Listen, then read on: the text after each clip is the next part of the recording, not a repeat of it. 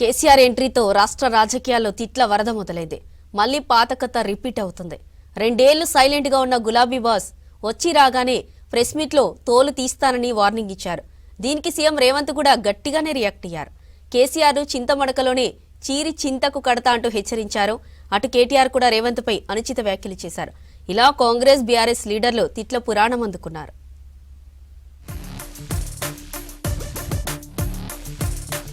రాష్ట్ర రాజకీయాల్లో మళ్లీ తిట్లు మొదలయ్యాయి. మొన్నటి వరకు కాస్త సైలెంట్ గా ఉన్న నేతలు ఒక్కసారిగా తిట్ల పురాణం అందుకున్నారు.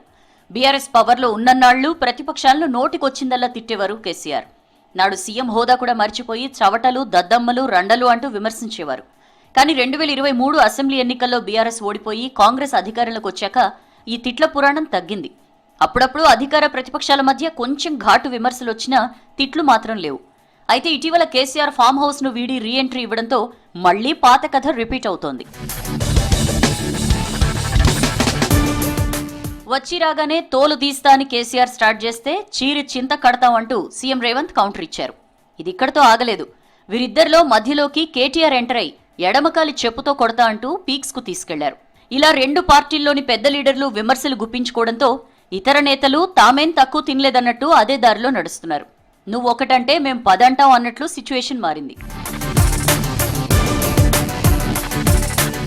అటు బీఆర్ఎస్ ఇటు కాంగ్రెస్ నేతల మధ్య తిట్ల రాజకీయంతో ఆ 2 పార్టీల్లోని ఇతర నేతలు తమ నోటికి పనిచెప్తున్నారు. కేటీఆర్ కు సిరిసిల్లలో చెప్పుల దండేసి ఊరేగిస్తామని MLC Balmuri Venkat strong warning ఇచ్చారు. ప్రతి ఎన్నికల్లోనూ ప్రజలు చెప్పులతో కొడుతున్నా బీఆర్ఎస్ నేతలు సిగ్గుశరం లేకుండా మాట్లాడుతున్నారని ఫైర్ అయ్యారు. మరోవైపు బీఆర్ఎస్ నేతలు కూడా సీఎం రేవంత్ పై కామెంట్లకు కౌంటర్ ఇస్తున్నారు. దీంతో చిన్న విషయం కాస్త పెను దుమారంగా మారింది. అధికార ప్రతిపక్ష నేతల మధ్య తిట్ల యుద్ధంతో ఆ 2 పార్టీల లీడర్ల తీరుపై కేంద్ర మంత్రి బండి సంజయ్ మండిపడ్డారు. తెలంగాణ ప్రజలు మళ్లీ తిట్లు వినాల్సి వస్తోందన్నారు. కాంగ్రెస్ బీఆర్ఎస్ వాళ్ల నోటి నుంచి గబ్బు మాటలు తప్ప అభివృద్ధిపై మాత్రం చర్చ లేకుండా పోయిందంటూ చురుకులంటించారు బండి సంజయ్.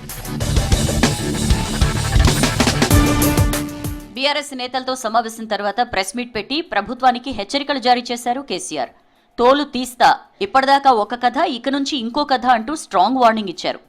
ఇంత దద్దమ్మ చేతగాని ప్రభుత్వంతో పనులవుతాయా? ఇదో సర్వభ్రష్ట ప్రభుత్వం, ఏంది ఫ్యూచర్ సిటీ, తొక్కల సిటీ, అన్ని దిక్కుమాలిన పాలసీలు అంటూ తిట్టిపోశారు. దీనికి కౌంటర్గా సీఎం రేవంత్ రెడ్డి కూడా గట్టిగానే అరుచుకున్నారు. కేసీఆర్ ను మా సర్పంచ్ను చీరి చింత కడతారని చెప్పారు. మస్తాన్ మటన్ కొట్టులో యాటల తోలు తీసే పని ఆయనకు అప్పగిస్తామని సెటైర్ వేశారు రేవంత్. ఇక కేటీఆర్ ను పేడమూతి బోడిలింగం అంటూ కామెంట్ చేశారు.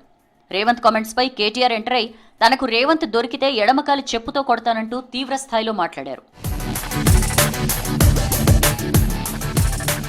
బీఆర్ఎస్ నుంచి శ్రీనివాస్ గౌడ్, మర్రి జనార్దన్ రెడ్డి, చిరుమర్తి లింగయ్య తీవ్ర వ్యాఖ్యలు చేస్తే కాంగ్రెస్ నుంచి ఎంపీ చామల, ప్రభుత్వ విప్ ఆది శ్రీనివాస్, ఎమ్మెల్సీ బల్మూరి అదే స్థాయిలో విరుచుకుపడుతున్నారు.